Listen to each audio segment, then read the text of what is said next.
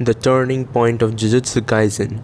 After the incident with Riko and Toji, Gojo and Geto changed in their own different ways.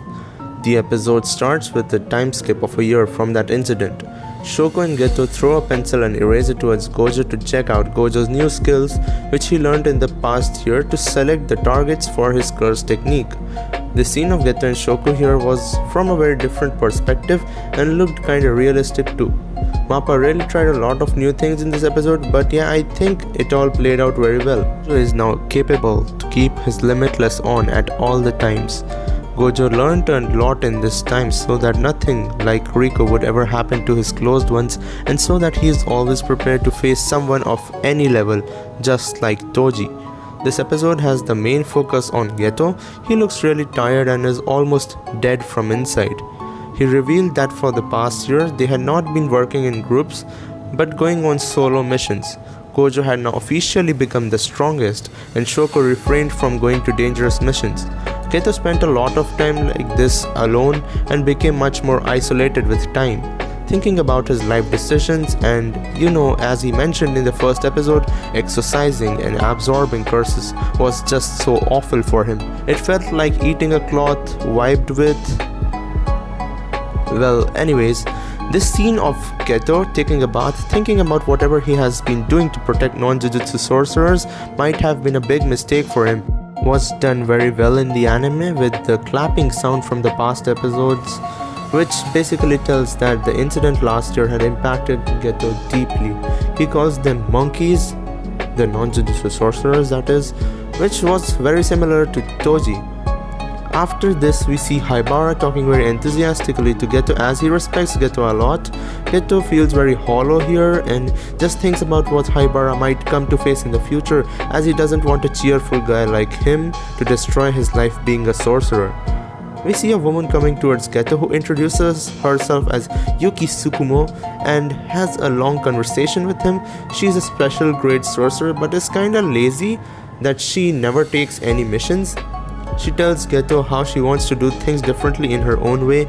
She explains how she wants to create a world without curses, and to do this, they have to eliminate all the curses or make every non-sorcerer control their cursed energy. And Mappa also managed to keep us interested while watching this long conversation. Here Yuki did not know what Geto is going through and said things which made Geto choose his own path and a goal which he can fulfill by himself. Geto decides for himself that he will eradicate the world of non-sorcerers, which is the normal people.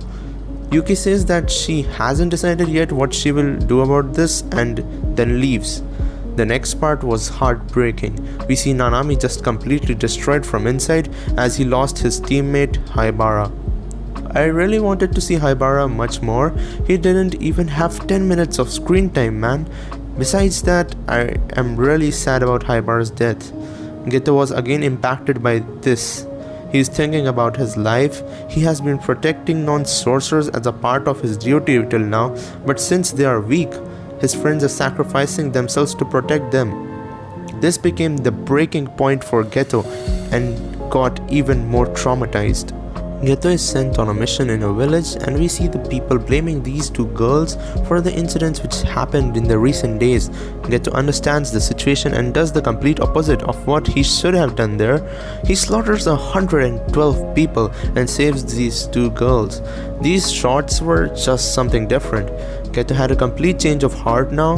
When Gojo reads the reports of this incident, he is completely shocked to know he killed these many people and not even spared his own parents. Gojo clenches his fist so hard, he starts to bleed, and this was an anime original thing. Imagine being in Gojo's position. His best friend did something so horrible and has become evil now. Gojo even yells at Principal Yaga.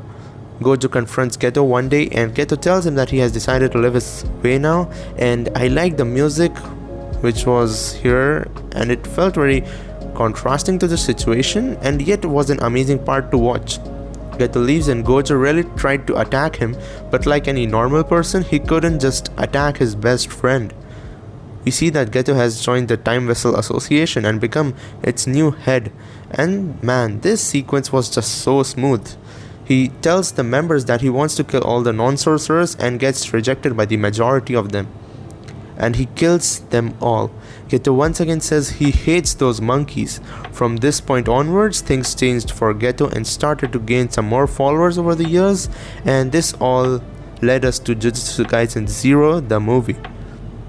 We now see Gojo meeting Megumi, and he asks him if he wants to go to the Zenin clan. Megumi doesn't really care but asks if it is any good for his sister. Gojo gets serious here and says a no on spot.